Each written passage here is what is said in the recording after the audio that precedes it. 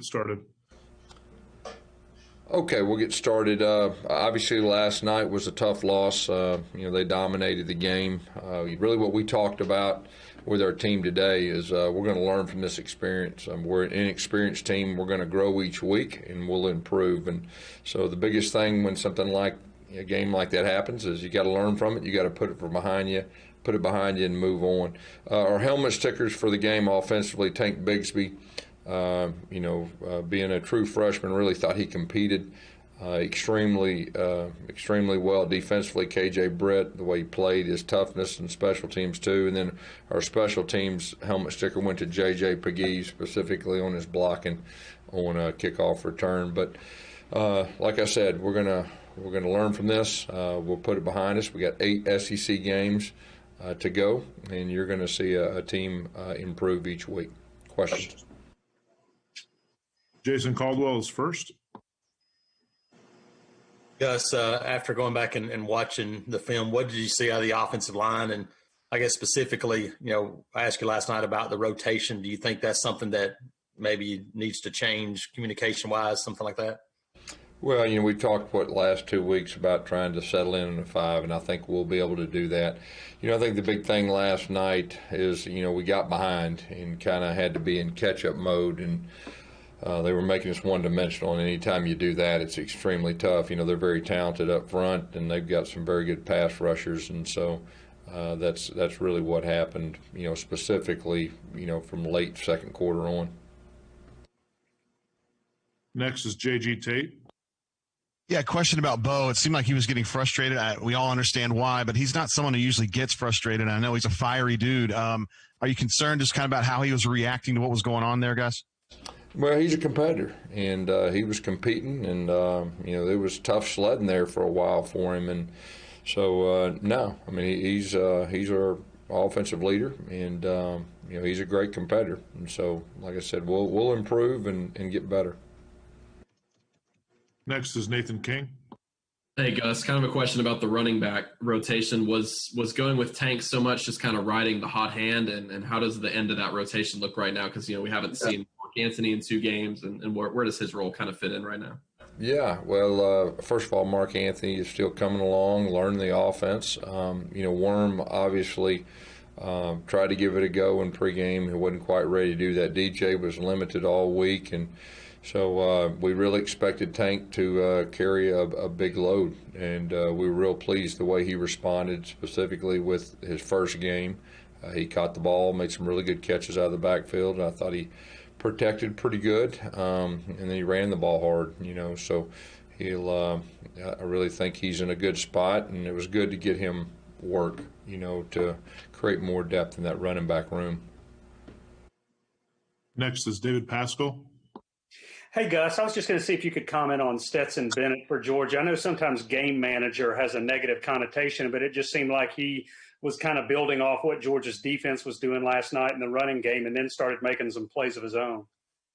You talking about the quarterback for them? Right. Yeah. I thought he did a good job managing the game. They were able to run the football, and when you do that, your play actions, we had a time or two we got some pressure on him, but he did a good job managing the game and made some good throws. Next is Steve Moulton. Hey, Coach, I was hoping you could comment on what we've seen so far just through 2 weeks. We've seen Mississippi State go on the road and beat LSU, and Ole Miss go on the road and beat Kentucky, and just kind of your thoughts on what we've seen throughout the first 2 weeks of this SEC-only year. We really felt, or at least I felt, like it's going to be such a unique year. You've got to be prepared for anything, not going through spring and dealing with COVID and all the what-ifs. So it doesn't surprise me at all. I think you'll probably see more of that. Unusual things happen in our league, playing 10 conference games. So it doesn't surprise me. Each week you got to bring your lunch and you got to be prepared. And so that it'll be interesting at the end of this thing to see how everything folds out. Overall, now that taking a look at the film, was it anything different that you saw on film that you saw last night, Coach? No, pretty much what I saw on the sidelines. Like I said, they got after us pretty good. You got to give them credit. You're looking at one of the best teams probably in the country. So it's a measuring stick of where we're at, and we got to improve. Our guys understand that. Our coaches understand that, and we're committed to doing that. And so give them credit. Next is Justin Ferguson. Hey guys, you've had several teams here, have tough losses like this one early in the season and still bounce back and do a lot of things by the end of the year. Is there any sort of trait about those teams? Anything that you guys are trying to do again with this one that really stands out? Well, I think you can always look at past history of experiences, and especially after a tough loss in a big game like this, and we've had those games, and we referred to them. During our team meeting, and the championship type teams, they respond and they improve. It's so hard to improve each week. You look in college football every year, and some teams are playing their best at the first and they fade off. But the teams that are there in it at the end are the ones that gradually get better. We're capable of doing that. Now we got to do it, but that's our plan, and our guys are committed to it. Our coaches are too. We do have potential to do it. And it's just a matter of doing it. But, we need to be one of those teams that is steadily improving, throughout the year. Next is Jordan Hill. Gus, last night, Bo kind of described the game as going really fast. We've talked about how much progress he's made, but he is still just a sophomore. What are ways he can kind of help the game slow down, and also that his teammates on offense can help it sort of slow down for him? Yeah, I think, of course, like I said, I've said this a couple times, they made us one-dimensional. They got some very good pass rushers. They had a couple blitzes that were nice, that they got a couple free runners. And so if you're the quarterback, especially early, and they have a couple free runners, things can go fast. But Bo created a lot of things. When things broke down, he made some plays. But we just got to do a better job of being balanced and running the football and then throwing the football, and they made us one-dimensional, and that made it extremely tough. Next is Philip Marshall. Gus, there was a lot of talk all summer about tight ends, and Chad has said numerous times that that's a real crucial part of his offense, is throwing the ball to the tight ends. Hasn't happened much. Has it been something defenses are doing, or is that a priority going forward? Yeah. I mean, it was a priority at the start. I think there was 3 targets to the tight ends, last night, and I think you'll see more and more of that. Every game's a little bit different, and the plan goes, but you'll see that more and more. Next is Josh Vitale. The defense is letting opponents convert on 63% of third downs through 2 games. How concerning is that number? Well, we got to do a better job of getting off the field. We said that last week, and of course last night we didn't do a very good job. So that'll be a focus. That'll be a focus. That's one of those areas that we'll zero in, and we'll do a better job, in the future. But both weeks that's been a tough deal, and then we need to stay on the field more on offense too. Next is Brian Matthews. Hi, Gus. Thank you for speaking to us. Wanted to ask you about how did Dawson Troxell do when he came in on the offensive line, and is it fair to say he may be one of the guys that you sort of move forward with him as one of the 5? Yeah, I thought Trox competed well.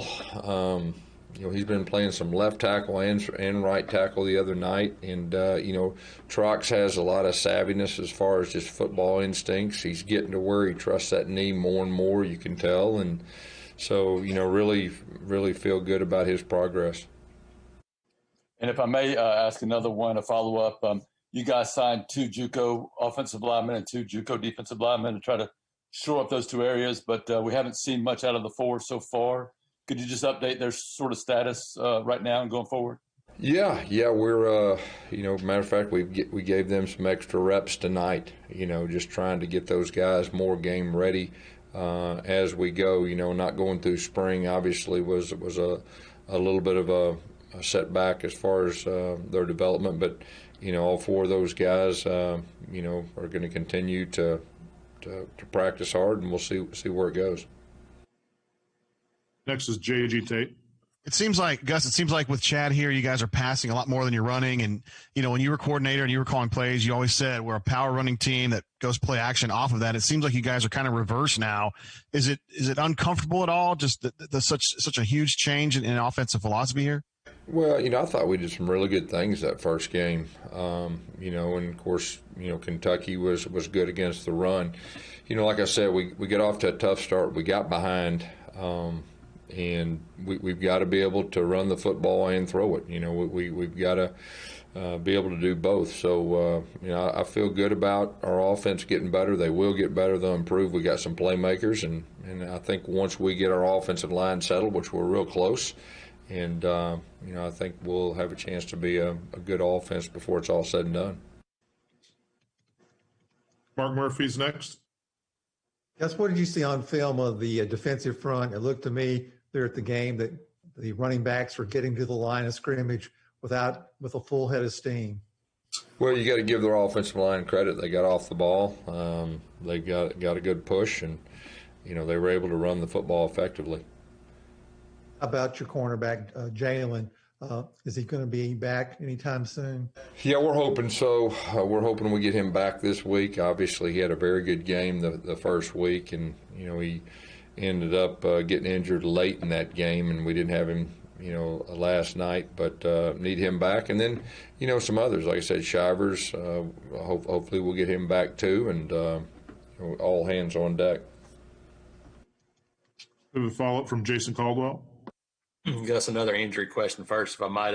We hadn't seen Brandon Frazier yet. Is he close to being ready to go as far as that, talking about the tight end position? Yeah, we're hoping in a couple weeks that he'll be ready. I don't know about this week, but he had a real good first month, and so hopefully he'll be back in the near future. And then last night, really, for much of the fourth quarter, you had Xavier Capers. We saw Kobe Hudson with his first catch, Javarius Johnson. Those guys were playing a lot of reps and moving around. How valuable was that for them moving forward and for the offense? Yeah, there's nothing like getting game reps, and those are some talented young men that you just mentioned, and the fact that they got some good action there, that'll really help us moving forward with our depth and our playmaking ability. Next is Bill Cameron. Well, let's see. Mark and Jason got some of what I was going to ask, Coach. But, I mean, you talked about physicality heading into the season. You've had quite a few players beaten up. Just wanted to get your thoughts on where you are physically. And do you have anybody that you know won't be available for this upcoming game against Arkansas? Yeah, we're going to have to get healed up. There's no doubt about that. But like I said, this is the SEC. We've got we got 8 games left, so we're going to have to heal up. We'll be smart this week. I'd say at this time we're hopeful that we have everyone. Later in the week I'll have a more of an update, but hopefully we'll have everyone back. Next is Justin Ferguson.